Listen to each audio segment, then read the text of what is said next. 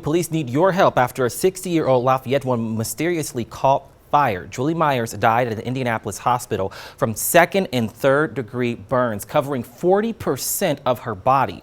She left the Lafayette Jewelry Inn early in the morning of October 30th. A passerby found her burning alive hours later near Murdoch Park. Fire investigator Todd Trent says the man used water from water bottles to douse the flames. Trent declined to release more information. An autopsy of Myers is scheduled with the Marion County Coroner's Office. Police want details about Myers' whereabouts that morning. Anyone with information should call 765-807-1200.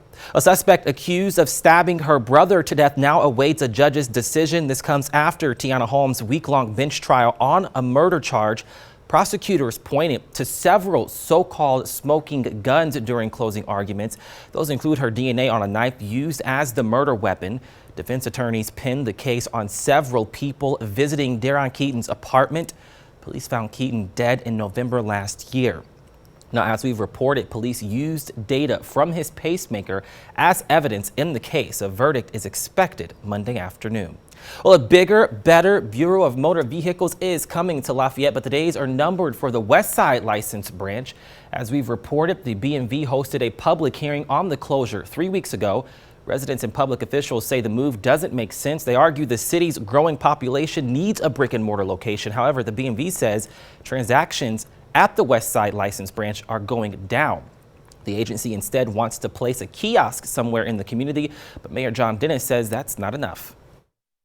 We've got one of the largest international populations of any university city in the country. Navigating that process, if you're unfamiliar with the territory, is challenging at best. I mean, and sometimes it's just plain old impossible.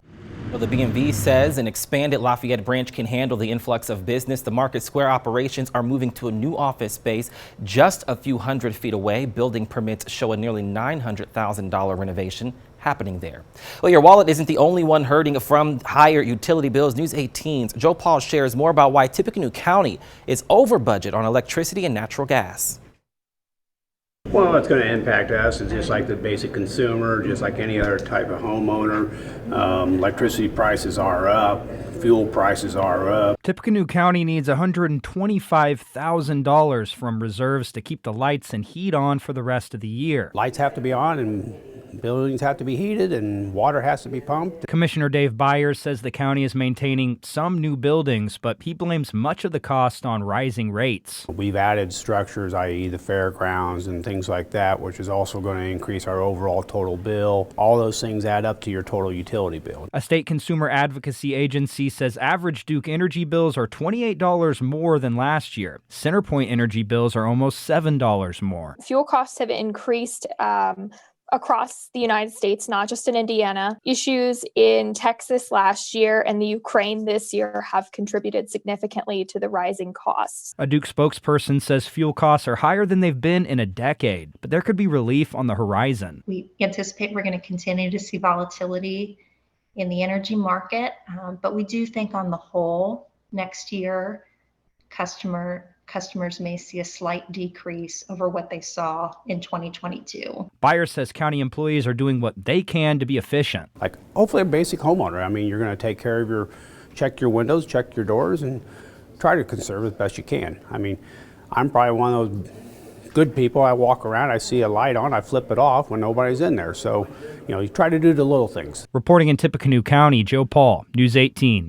Well, if you're worried about paying your gas and light bills this winter, the Indiana Office of the Utility Consumer Counselor says ask for help sooner rather than later by calling Indiana 211. In a News 18 update, an attorney says an accused Purdue dorm room killer might be insane. Court records show Jim Minshaw's lawyer is moving forward with an insanity defense. Shaw now must undergo a psychological evaluation.